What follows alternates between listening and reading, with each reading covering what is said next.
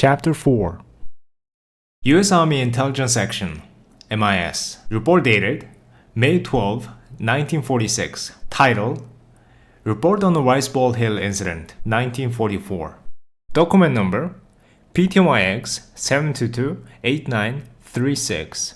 The following is a taped interview with Dr. Juichi Nakazawa, who ran an internal medicine clinic in named little town at the time of the incident.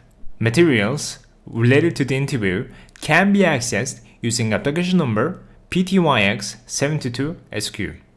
Impressions of the interviewer, Lieutenant Robert O'Connor. Dr. Nakazawa is so big-boned and dark-skinned, he looks more like a farm foreman than a doctor. He has a calm manner, but is very brisk and concise and says exactly what's on his mind.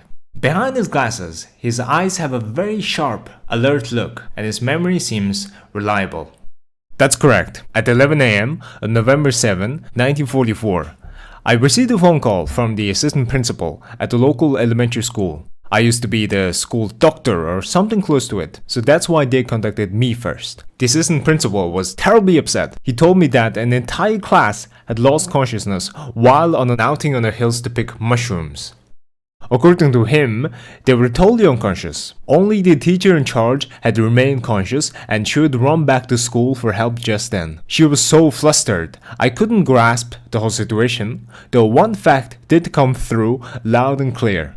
16 children had collapsed in the woods. The kids were out picking mushrooms, so of course my first thought was that they'd eaten some poisonous ones and been paralyzed. If that were the case, it would be difficult to treat. Different varieties of mushrooms have different toxicity levels and the treatments vary. The most we could do at the moment would be to pump up their stomachs. In the case of highly toxic varieties though, the poison might enter the bloodstream quickly and we might be too late. Around here, several people a year die from poison mushrooms. I stuffed some emergency medicine in my bag and rode my bike over to the school as fast as I could. The police had been contacted and 2 policemen were already there. We knew we had to get the unconscious kids back to town and would need all the help we could get. Most of the young men were away at war though, so we set off with the best we had. Myself, the 2 policemen, an elderly male teacher, the assistant principal and principal, the school janitor, and of course, homeroom teacher who had been with the kids. We grabbed whatever bicycles we could find, but they weren't enough, so some of us rode 2 to a bike. What time did you arrive at the site? It was 11:55.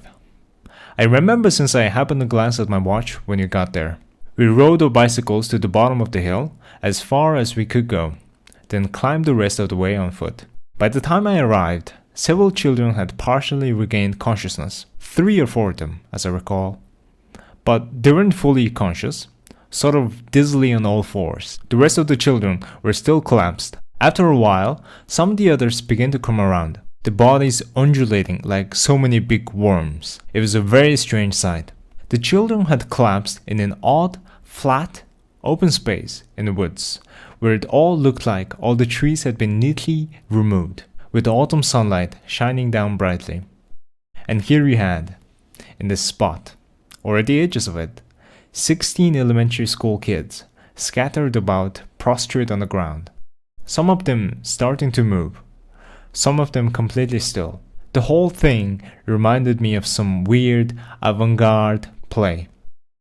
For a moment, I forgot that I was supposed to treat the kids and just stood there, frozen, staring at the scene. Not just by myself, everyone in the rescue group reacted the same, paralyzed for a while by what they saw. This might be a strange way of putting it, perhaps, but it was like some mistakes had occurred that allowed us to see the sight people should never see. It was wartime, and I was always mentally prepared as a physician to deal with whatever came, in the remote possibility that something awful would occur way out here in the country. Prepared as a citizen of Japan to calmly do my duty if the need arose. But when I saw the scene in the woods, I literally froze. I soon snapped out of it and picked up one of the children, a little girl. Her body had no strength in it at all and was limp as a rag doll. Her breathing was steady, but she was still unconscious. Her eyes, though, were open, tracking something back and forth. I pulled a small flashlight out of my bag and shined it on her pupils, completely unreactive. Her eyes were functioning, watching something, yet showed no response to light. I picked up several other children and examined them, and they were all exactly the same, unresponsive. I found this quite odd. I next checked their pulse and temperature. Their pulses were between 50 and 55, and all of them had temperatures just below 97 degrees.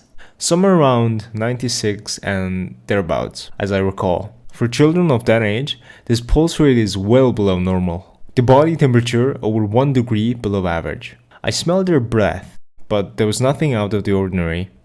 Likewise with their throats and tongues. I immediately ascertained these weren't the symptoms of food poisoning. Nobody had vomited or suffered a diarrhea, and none of them seemed to be in any pain. If the children had eaten something bad, you could expect, with this much time having elapsed, the onset of at least one of these symptoms. I heaved a sigh of relief that it wasn't food poisoning. But then I was stumped, since I hadn't a clue what was wrong with them. The symptoms were similar to sunstroke. The kids often collapse from this in the summer. It's like it's contagious. Once one of them collapses, their friends all do the same, one after the other. But this was November, in the cool woods, no less. 1 or 2 getting sunstroke is one thing, but 16 children simultaneously coming down with it? It was out of the question. My next thought was some kind of poison gas or nerve gas, either naturally occurring or man-made. But how in the world could gas appear in the middle of the woods in such a remote part of the country? I couldn't account for it. Poison gas, though, would logically explain what I saw that day. Everyone breathed it in, went unconscious, and collapsed on the spot. The homeroom teacher didn't collapse because the concentration of gas wasn't strong enough to affect an adult. But when it came to treating the children, I was totally lost. I'm just a simple country doctor and have no special expertise in poison gases. So I was out of my league. We were out in this remote town and I couldn't very well ring up a specialist. Very gradually, in fact, some of the children were getting better, and I figured that perhaps with time they would all regain consciousness. I know it's an overly optimistic view, but at the time I couldn't think of anything else to do. So I suggested that we just let them lie there quietly for a while and see what developed. Was there anything unusual in the air? I was concerned about that myself, so I took several deep breaths to see if I could detect any unusual odor. But it was just the ordinary smell of the woods in the hills. It was a bracing scent, the fragrance of trees. Nothing unusual about the plants and flowers around there either. Nothing had changed shape or been discolored. One by one, I examined the mushrooms the children had been picking. There weren't all that many, which led me to conclude that they had collapsed not long after they began picking them. All of them were typical edible mushrooms. I've been a doctor here for some time and am quite familiar with different varieties. Of course, to be on a safe side, I collected them all and took them back and had a specialist examine them. But as far as I could tell, they were all ordinary edible mushrooms. You said the unconscious children's eyes moved back and forth, but did you notice any other unusual symptoms or reactions? For instance, the size of their pupils, the color of the whites of their eyes, the frequency of their blinking. No. Other than their eyes moving back and forth like a searchlight, there was nothing out of the ordinary. All of the functions were completely normal. The children were looking at something. To put a fine point on it, the children weren't looking at what we could see, but something we couldn't. It was more like they were observing something rather than just looking at it. They were essentially expressionless, but overall, they seemed calm, not afraid, or in any pain. That's also one of the reasons I decided to just let them lie there and see how things played out. I decided if they're not in any pain, then just let them be for a while. Did anyone mention the idea that the children had been gassed? Yes, they did. But, like me, they couldn't figure out how it was possible. I mean, no one had ever heard of somebody going on a hike in the woods and ending up getting gassed. Then one of the people there, the assistant principal, I believe, said it might have been gas dropped by the Americans. They must have dropped a bomb with poison gas, he said. The homeroom teacher recalled seeing what looked like a B-29 in the sky just before they started up the hill, flying right overhead. That's it, everyone said. Some new poison gas bomb the Americans developed. Rumors about the Americans developing a new kind of bomb had even reached our neck of the woods. But why would the Americans drop their newest weapon in such an out-of-the-way place? That we couldn't explain. But mistakes are part of life, and some things we aren't meant to understand, I suppose. After this, then the children gradually recovered on their own. They did. I can't tell you how relieved I was. At first, they started squirming around. Then, they sat up unsteadily, gradually regaining consciousness. No one complained of any pain during this process. It was all very quiet, like they were waking up from a deep sleep. And as they regained consciousness, their eye movements became normal again. They showed normal reaction to light when I shined a flashlight in their eyes. It took some time though for them to be able to speak again, just like you are when you first wake up. We asked each of the children what had happened, but they looked dumbfounded, like we were asking about something they didn't remember taking place. Going up the hill, starting to gather mushrooms, that much they recalled. Everything after that was total blank. They had no sense of any time passing between then and now. They start gathering mushrooms, then the curtain falls, and here they are, lying on the ground, surrounded by all these adults. The children couldn't figure out why we were all upset, staring at them with these worried looks on our faces. They seemed more afraid of us than anything else. Sadly, there was one child, a boy, who didn't regain consciousness. One of the children evacuated from Tokyo, Satoru Nakara, I believe his name was, a small, pale little boy. He was the only one who remained unconscious. He just lay there on the ground, his eyes moving back and forth. We had to carry him back down the hill. The other children walked back down like nothing had happened. Other than this boy, Nakara, none of the other children showed any symptoms later on. As far as any outward signs at least, no. They displayed no unusual symptoms. No one complained of any pain or discomfort. As soon as we got back to the school, I brought the children into the nurse's room one by one and examined them. Took their temperature, listened to their heart with a stethoscope, checked their vision. Whatever I was able to do at the time I did. I had them solve some simple arithmetic problems, stand on one foot with their eyes closed, things like that. Physically they were fine. They didn't seem tired and had a healthy appetite. They missed lunch, so they all said they were hungry. We gave them rice balls to eat, and they gobbled them up. A few days later, I stopped by the school to observe how the children were doing. I called a few of them into the nurse's room and questioned them. Again though, everything seemed fine. No traces remained, physically or emotionally, from their strange experience. They couldn't even remember that it had happened. Their lives were completely back to normal, unaffected by the incident. They attended class as usual, sang songs, played outside during recess, everything normal kids did. Their homeroom teacher, however, was a different story. She still seemed in shock. But that one boy, Nakata, didn't regain consciousness. So the following day, he was taken to the university hospital in Kofu. After that, he was transferred to a military hospital and never came back to our town again. I never heard what became of him. This incident never made the newspapers. My guess is the authorities decided it would only cause unrest, so they banned any mention of it.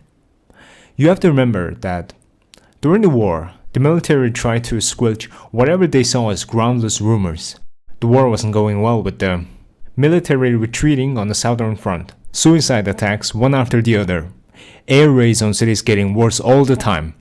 The military was especially afraid of any anti-war or pacifist sentiment cropping up among the populace. A few days after the incident, the police came calling and warned us that under no circumstances were we to talk about what we'd seen. The whole thing was an odd, unpleasant affair. Even to this day, it's like a weight pressing down on me. Chapter 5. I'm asleep when our bus drives across the huge new bridge over the inland sea. I've seen the bridge only on maps and have been looking forward to seeing it for real. Somebody gently taps me on my shoulder and I wake up. "Hey, we're here," the girl says. I stretch, rub my eyes with back of my hand, and look out the window. Sure enough, the bus is just pulling into what looks like the square in front of a station. Fresh morning sunlight lights up the scene, almost blinding, but gentle somehow. The light is different from what I was used to in Tokyo. I glance at my watch. 6:32. "Gosh, what a long trip," she says, tiredly. I thought my lower back was going to give up, and my neck is killing me. "You aren't going to catch me on an all-night bus again. I'm taking the plane from now on, even if it's more expensive. Turbulence, hijacking, I don't care. Give me plane any day." I lower her suitcase and my backpack from the overhead rack. "What's your name?" I ask. "My name?" "Yeah." "Sakura," she says. "What about you?" "Kafka Tamura," I reply. "Kafka Tamura," she muses. "Weird name. Easy to remember though." I nod. Becoming a different person might be hard, but taking a different name is a cinch. She gets off the bus, sets her suitcase on the ground, and plunks herself down on top. Then pulls a notebook from a pocket in her small backpack, scribbles down something, rips the page out, and hands it to me. A phone number, by the looks of it. "My cell phone number," she says with a wry expression. "I'm staying at my friend's place for a while, but if you ever feel like seeing somebody, we can go out for a bite or whatever. Don't be a stranger, okay?" Even chance meetings, how does the rest of that go? "Are the results of karma." Right, she says. "But what does it mean?" "That things in life are fated by our previous lives.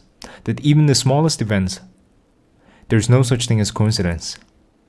She sits there on her yellow suitcase, notebook in hand, giving it some thought. That's a kind of philosophy, isn't it? Not such a bad way of thinking about life. Sort of reincarnation. New Age kind of thing. But, Kafka, remember this, okay? I don't go around giving my cell phone number to just anybody. You know what I mean?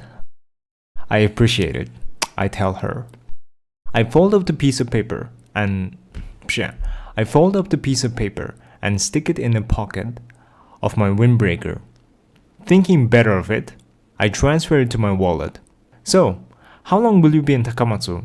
Sakura asks. "I don't know yet," I say. "It depends on how things go." She gazes intently at me, her head tilted slightly to one side. "Okay, whatever." She might be thinking. She climbs into a cab, gives a little wave, and takes off.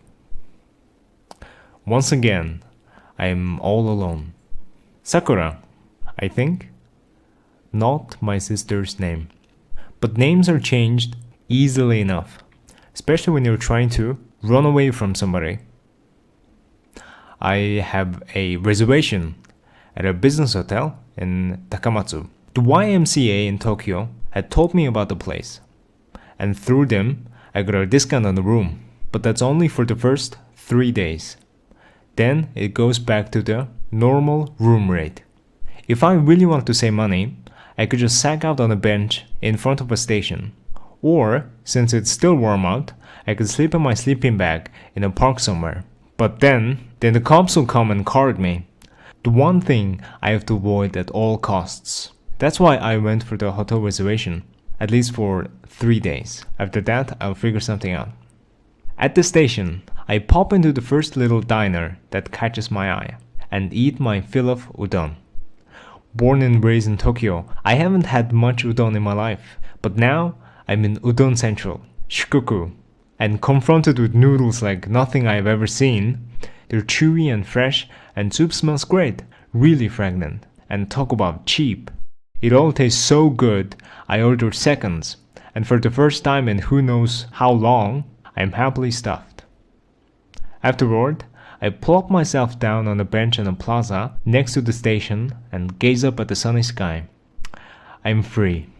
I remind myself, like the clouds floating across the sky. I'm all by myself. Totally free. I decided to kill time till evening at the library. Ever since I was little, I've loved to spend time in the reading rooms of libraries. So I come to Takamatsu, armed with info on all the libraries in and around the city. Think about it. A little kid who doesn't want to go home doesn't have many places he can go. Coffee shops and movie theaters are off limits. That leaves only libraries, and they are perfect. No entrance fee, nobody getting all hot and bothered if a kid comes in. You just sit down and read whatever you want. I always rode my bike to the local public library after school. Even on holidays, that's where you'd find me. I would devour anything and everything. Novels, biographies, histories, whatever was lying around. Once I'd gone through all the children's books, I went on to the general stacks and books for adults. I might not always get much out of them, but I forged on to the very last page. When I got tired of reading, I would go into one of those listening booths with headphones and enjoy some music. I had no idea about music, so I just went down the rows of CDs they had there, giving them all a listen. That's how I got to know about Duke Ellington, the Beatles, and Led Zeppelin. The library was like a second home, or maybe more like a real home. More than a place I lived in. By going every day, I got to know all the lady librarians who worked there. They knew my name and always said hi, but I was painfully shy though, and could barely reply. Before coming to Takamatsu, I found out some wealthy man from an old family in the suburbs had renovated his personal library into a private library open to the public. The place has a lot of rare books, and I heard that building itself and the surrounding garden were worth checking out. I saw a photo of the place once in Taiyo magazine. It's a large Japanese-style house with this really elegant reading room that looks more like a parlor, where people are sitting with their books on comfortable-looking sofas. For some reason, that photo really stayed with me, and I wanted to see this in person if someday the chance came along. The Komura Memorial Library, the place was called. I go over to the tourist information booth at the station and ask how to get there. A pleasant middle-aged lady marks the spot on the tourist map and gives me instructions on which train to take. It's about a 20-minute ride, she explains. I thank her and study the schedule posted inside the station. Trains run about every 20 minutes. I have some time, so I pick up a takeout lunch at one of the little shops. The train is just two little cars coupled together. The tracks cut through a high-rise shopping district, then past a mix of small shops and houses, factories and warehouses. Next comes a park and an apartment building under construction. I press my face against the window, drinking in the unfamiliar sights. I've hardly ever been outside of Tokyo, and everything looks fresh and new. The train I'm on, going out of town, is nearly empty this time of the morning, but the platforms on the other side are packed with junior and senior high school kids in summer uniforms, school bags slung across their shoulders, all heading to school. Not me, though. I'm alone, going in the opposite direction. We are on different tracks in more ways than one. All of a sudden, the air feels thin, and something heavy is bearing down on my chest. Am I really doing the right thing? The thought makes me feel helpless, isolated. I turn my back on the school kids and try not to look at them anymore. The train runs along the sea for a time, then cuts inland. We pass tall fields of corn, grapevines, and tangerine trees growing on terraced hills. An occasional irrigation pond sparkles in the sunlight. A river winding through a flat stretch of land looks cool and inviting. An empty lot is overgrown with summer grasses. At one point, we pass a dog standing by the tracks, staring vacantly at the train rushing by. Watching this scenery makes me feel warm and calm all over again. You're going to be okay, I tell myself, taking a deep breath. All you can do is forge on ahead. At the station, I follow the map and walk north past rows of old stores and houses. Both sides of the streets are lined with walls around people's homes. I've never seen so many different kinds. Black walls made out of boards, white walls, granite block walls, stone walls with hedges on top. The whole place is still and silent, with no one else on the street. Hardly any cars pass by. The air smells like the sea, which must be nearby. I listen carefully but can't hear any waves. Far off though, I hear the faint bee like buzz of an electric saw, maybe from a construction site. Small signs with arrows pointing toward the library line the road from the station, so I can't get lost.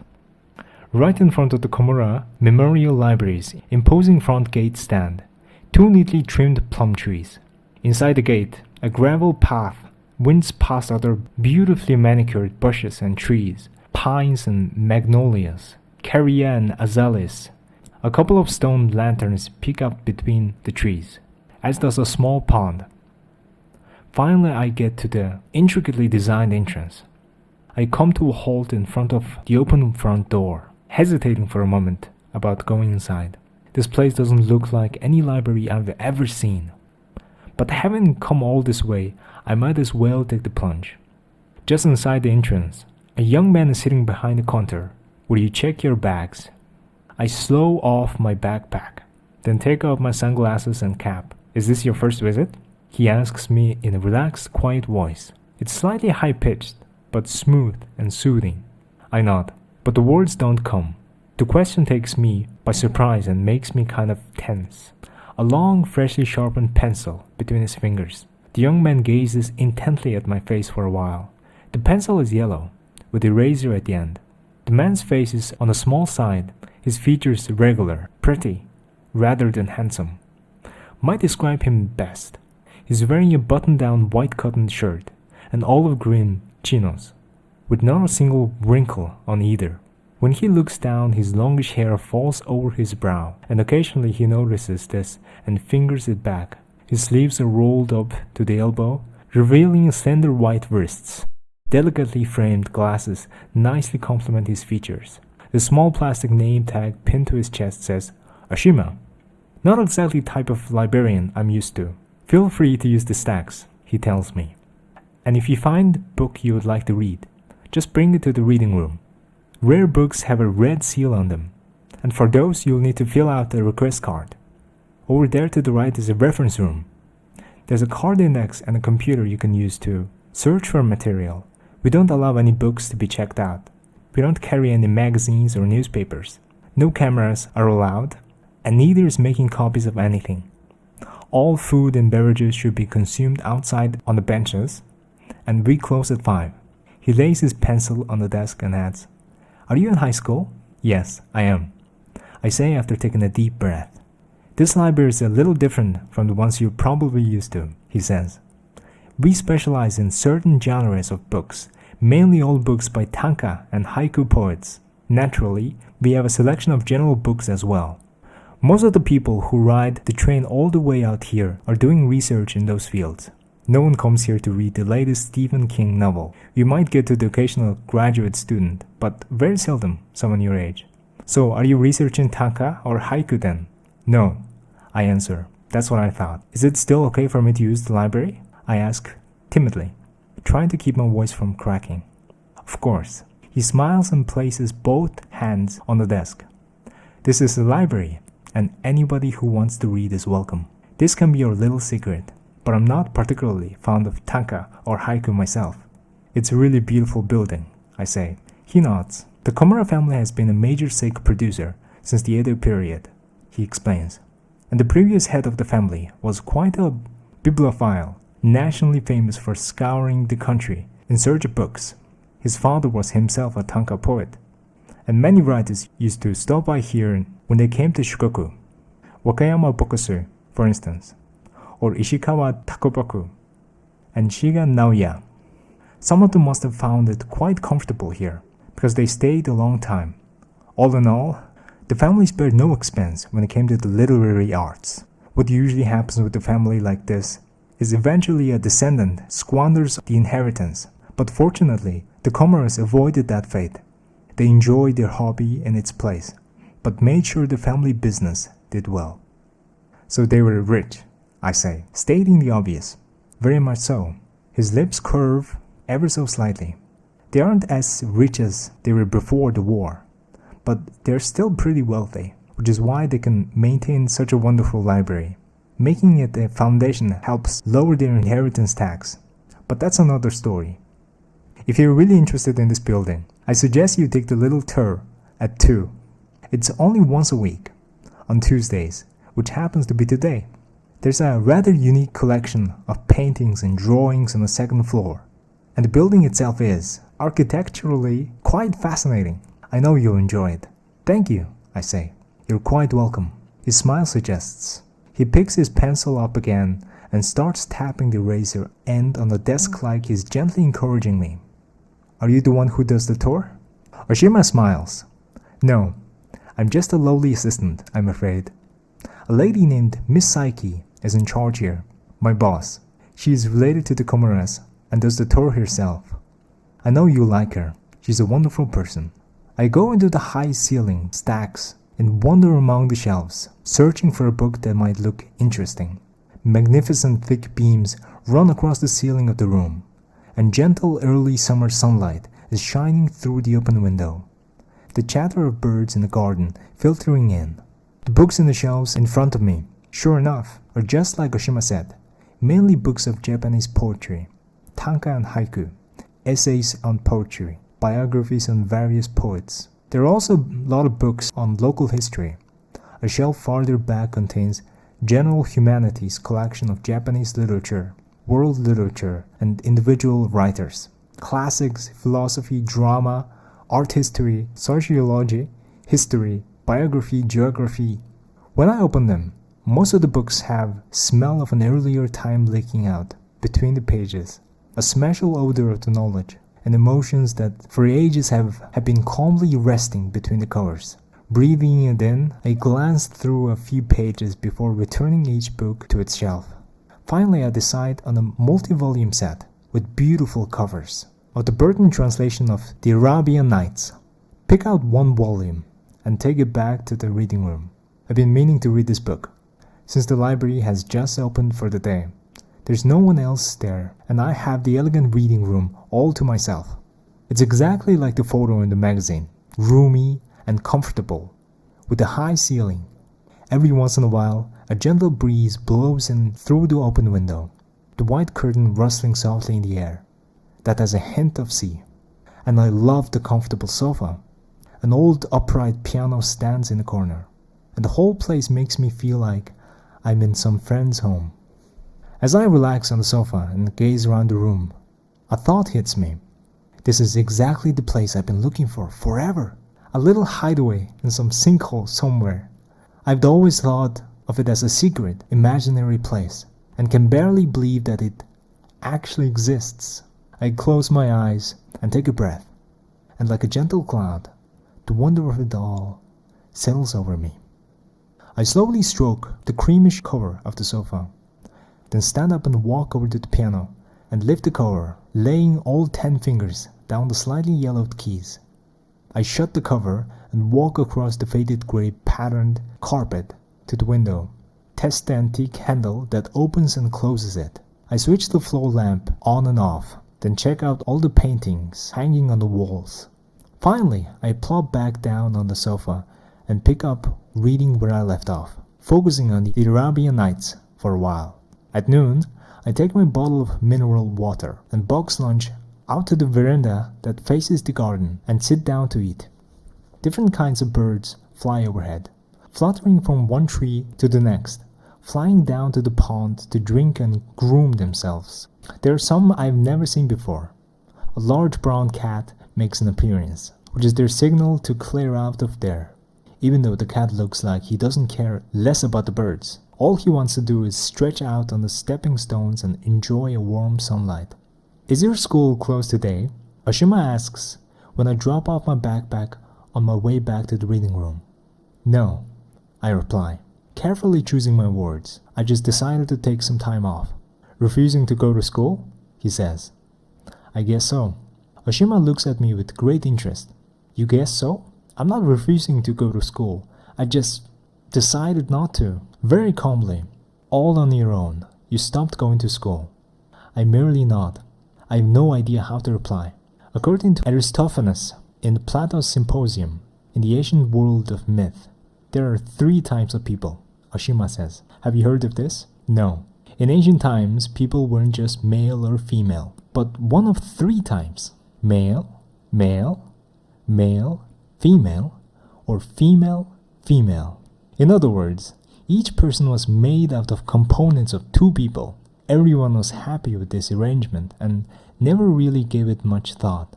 But then God took a knife and cut everybody in half, right down the middle. So after that, the world was divided just into male and female. The upshot being that people spend their time running around trying to look at their missing other half. Why did God do that? Divide people into 2? You got me. God works in mysterious ways. There's that whole wrath of God thing, all that excessive idealism, and so on. My guess is it was punishment for something, like in the Bible, Adam and Eve and the fall and so forth. Original sin, I say. That's right, original sin. Oshima holds his pencil between his middle and index fingers, whirling it ever so slightly, as if testing the balance. Anyway, my point is that it's really hard for people to live their lives alone. Back in the reading room, I return to the tale of Abu Hassan, the Wag, but my mind wanders away from the book. Male, male, male, female, and female, female. At 2 o'clock, I lay down my book and get up from the sofa to join the tour of the building. Miss Psyche, leading the tour, is a slim woman. I would guess is in her mid-40s. She's a little tall on the side for someone of her generation.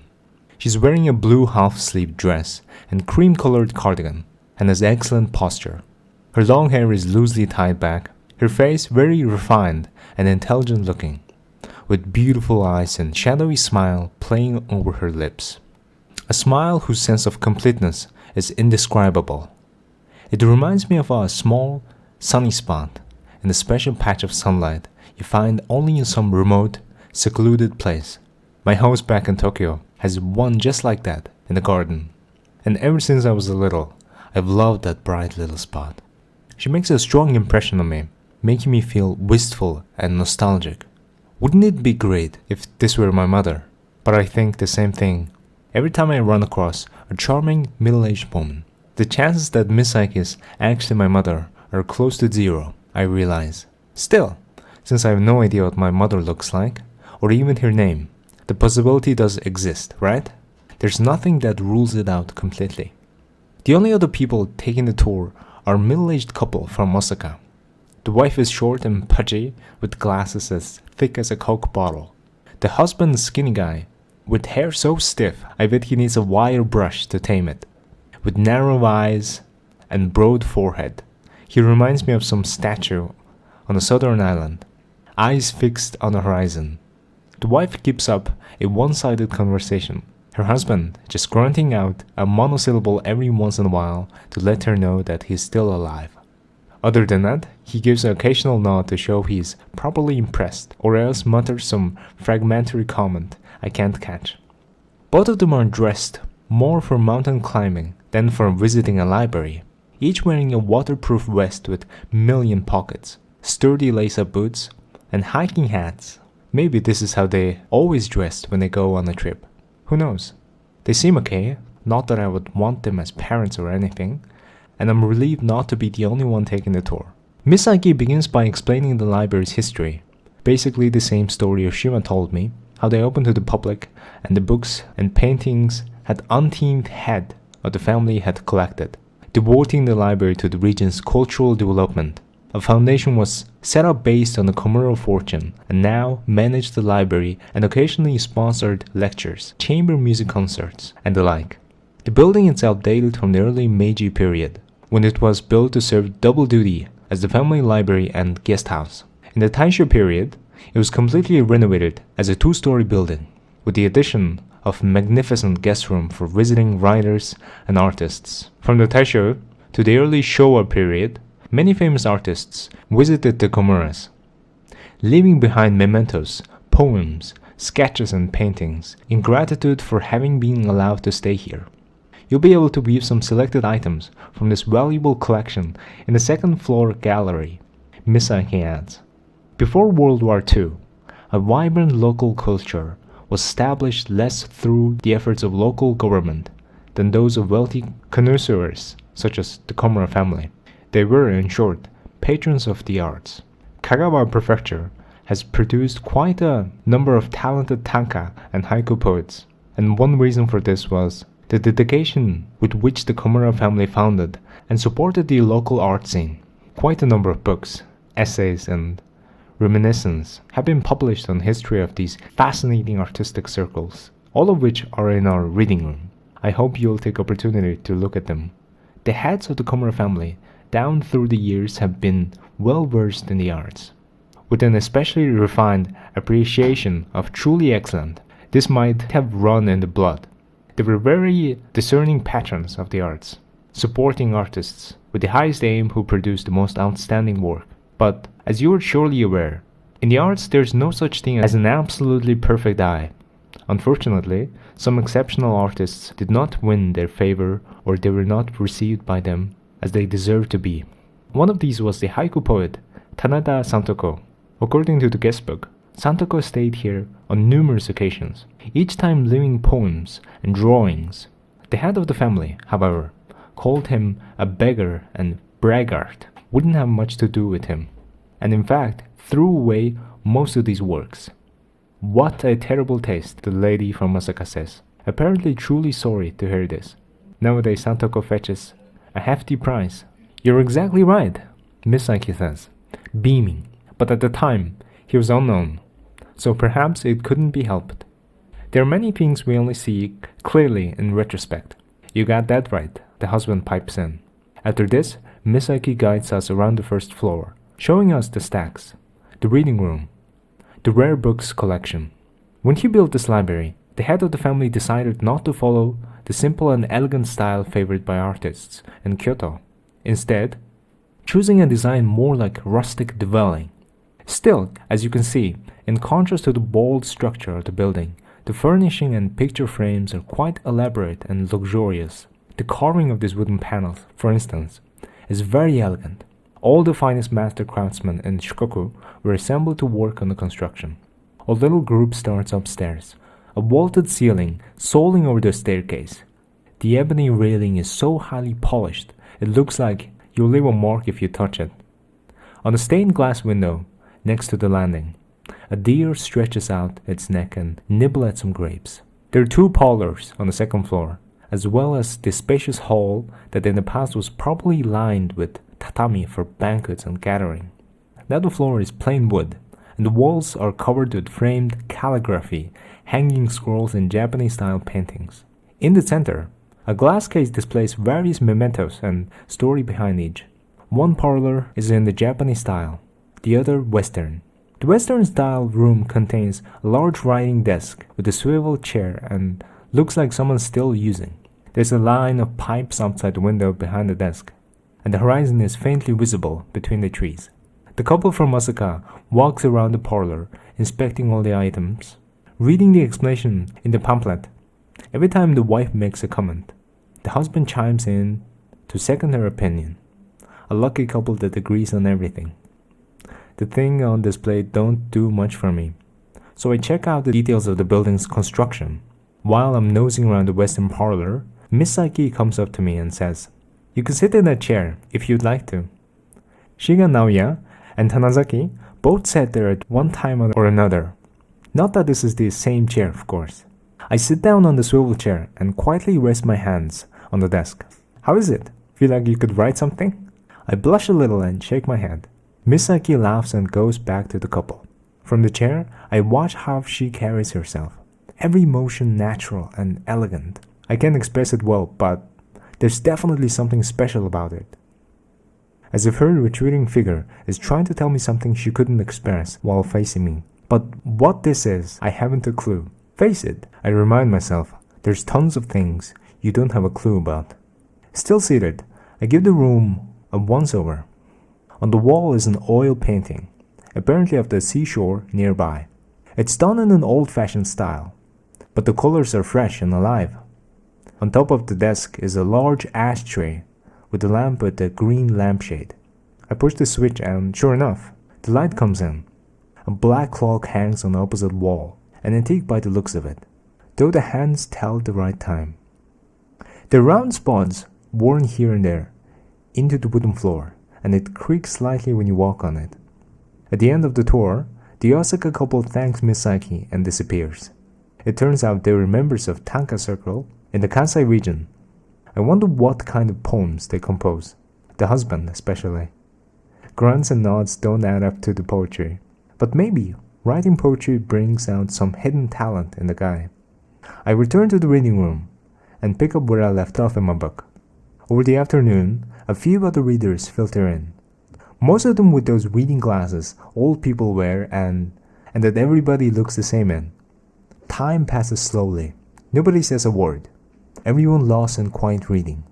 One person sits at the desk, jotting down notes. But the rest are sitting there silently, not moving. Totally observed, just like me. At 5 o'clock, I shut my book and put it back on the shelf. At the exit, I ask, "What time do you open in the morning?" 11, Oshima replies. "Planning on coming back tomorrow? If it's no bother." Oshima narrows his eyes as he looks at me. "Of course not. A library is a place for people who want to read. I'd be happy if you came back. I hope you don't mind asking, but do you always carry that backpack with you? It looks pretty heavy. What in the world could be inside? A stack of Krugerrand, perhaps?" I blush. "Don't worry, I'm not really trying to find out." Oshima presses the eraser end of his pencil against his right temple. "Well, see you tomorrow." "Bye," I say. Instead of raising his hand, he lifts his pencils in farewell. I take the train back to Takamatsu Station. For dinner, I stop inside a cheap diner near the station and order chicken cutlet and a salad. I have a second helping of rice and a glass of warm milk after the meal. At a mini-mart outside, I buy a bottle of mineral water and 2 rice balls in case I get hungry in the middle of the night, then start for my hotel. I walk not too fast or too slow, at an ordinary pace just like everybody else, so no one notices me. The hotel is pretty large, a typical second-rate business hotel. I fill in the register at the front desk, giving Kafka instead of my real first name, a phony address, and age, and pay for one night. I'm a little nervous, but none of the clerks seem suspicious. Nobody yells out, "Hey, we can see right through your rust, you little 15-year-old runaway." Everything goes smooth as silk, business as usual. The elevator clanks ominously to the 6th floor. The room is minuscule, outfitted with an uninviting bed, a rock-hard pillow, a miniature excuse for a desk, and a tiny TV, some bleached curtains. The bathroom is barely the size of a closet, with none of those little complimentary shampoo or conditioner bottles. The view out the window of the wall of the building next door. I shouldn't complain though, since I have a roof over my head and hot water coming out of the tap. I plunk my backpack on the floor, sit down on the chair and try to acclimatize myself to the surroundings. I'm free, I think. I shut my eyes and think hard and deep about how free I am, but I can't really understand what it means. All I know is I'm totally alone, all alone in an unfamiliar place, like some solitary explorer who's lost his compass and his map. Is this what it means to be free? I don't know, and I give up thinking about it. I take a long hot bath and carefully brush my teeth in front of the sink. I flop down in bed and read. And when I get tired of that, I watch the news on TV. Compared to everything I've gone through that day, the news seems stale and boring. I switch off the TV and get under the covers. It's 10 p.m., but I can't get to sleep. A new day, in the brand new place, and my 15th birthday. Besides, most of which I spend in the charming offbeat library. I met a few new people, Sakura, Oshima, Miss Saiki. Nobody threatening, thank God. A good omen? I think about my home back in Nagata, in Tokyo, and my father. How did he feel when he found I'd suddenly disappeared? Relieved, maybe? Confused? Or maybe nothing at all? I'm betting he hasn't even noticed I'm gone. I suddenly remember my father's cell phone and take it out of my backpack. I switch it on and dial my home number. It starts ringing, 450 miles away. I were calling the room next door. Startled by this, I hang up after 2 rings. My heart won't stop pounding. The phone still works, which means my father hasn't cancelled the contract. Maybe he hasn't noticed the phone is missing from his desk. I shove the phone back in the pocket of my backpack, turn off the light, and close my eyes. I don't dream. Come to think of it, I haven't had any dreams in a long time.